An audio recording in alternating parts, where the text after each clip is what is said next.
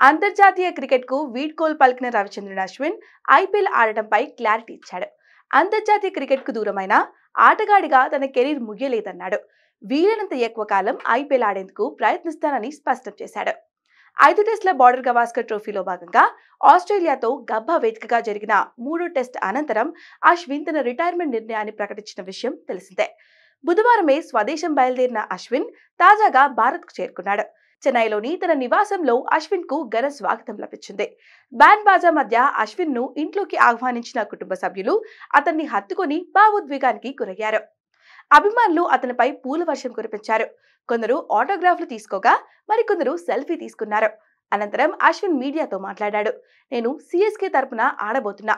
వీలైనంత ఎక్కువ కాలం చెన్నై తరపున ఆడేందుకు ప్రయత్నిస్తా. క్రికెటర్ గా నా కెరీర్ ముగియలేదు. భారత ఆటగాడిగా అంతర్జాతీయ క్రికెట్ కు మాత్రమే వీడ్కోలు పలికాను అని అశ్విన్ తెలిపాడు.